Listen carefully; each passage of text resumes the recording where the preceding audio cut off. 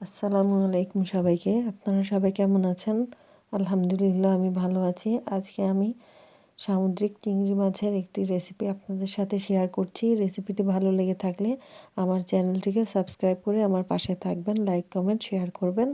আর যারা already support করে আমার সাথেই আছেন তাদেরকে অসংখ্য অসংখ্য ধন্যবাদ এবং তাদের জন্য রইল শুভকামনা। স্কিপ না করে পুরো ভিডিওটি দেখতে থাকুন।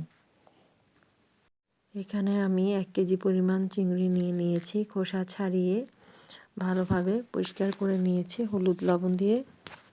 এখন আমি চুলাতে একটি প্যান বসিয়ে দিয়েছি। এখানে আমি পরিমাণ মতো সয়াবিন তেল দিয়ে দিয়েছি। এখন আমি রসুন কুচি, পেঁয়াজ কুচি দিয়ে ভালোভাবে নেড়ে নিচ্ছি, একটু বাদামি করে ভেজে নিব।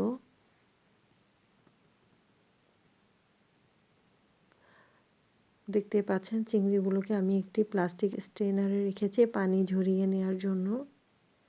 এখন আমার পেঁয়াজ বাদামি কালারের হয়ে গেছে, রসুন পেঁয়াজ। আমি একটু জিরে গুঁড়ো দিয়ে দিয়েছি আধা চা চামচ পরিমাণ, এবং 1 চা চামচ পরিমাণ হলুদ গুঁড়ো দিয়ে দিয়েছি। 1.5 চা চামচ পরিমাণ দিয়ে দিয়েছি লাল মরিচ গুঁড়ো। 1 চা চামচ পরিমাণ আমি এখানে ধনে গুঁড়ো দিয়ে দিয়েছি। আর স্বাদ মতো আমি লবণ দিয়ে দিয়েছি। ভালোভাবে একটু মশলাগুলোকে একসাথে নেড়ে চেড়ে আমি অল্প পরিমাণে পানি দিয়ে দিয়েছি।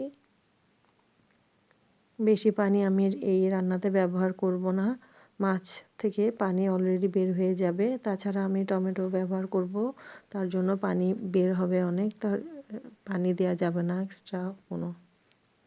তো আমি উল্টে পাল্টে একটু ভেজে নিচ্ছি, ভালোভাবে কষিয়ে নিচ্ছি, নাড়াচাড়া করে নিচ্ছি, দেখতেই পাচ্ছেন। আর একটি অনুরোধ আপনাদের প্রতি আমার রইল যে আপনারা আমাকে সাবস্ক্রাইব করবেন, আবার এটা বাতিল করবেন না, তাতে 2 জনেরই চ্যানেলের ক্ষতি হয়ে যায়। টমেটোও দিয়ে দিয়েছি বেশ কয়েক টুকরো, দেখতে পাচ্ছেন। এরপর আমি একটু নাড়াচাড়া করে নিচ্ছি।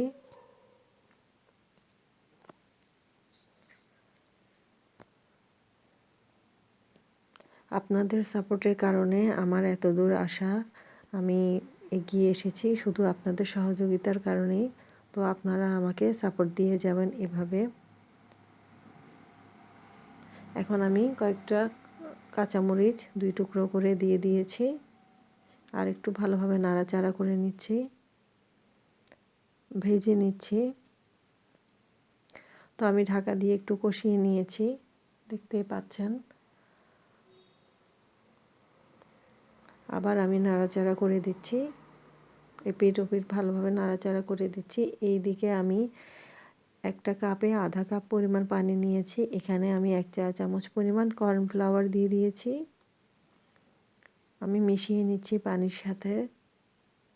তো এখন আমি ধনেপাতা কুচি দিয়ে দিয়েছি, আর টমেটো সস দিয়ে দিচ্ছি।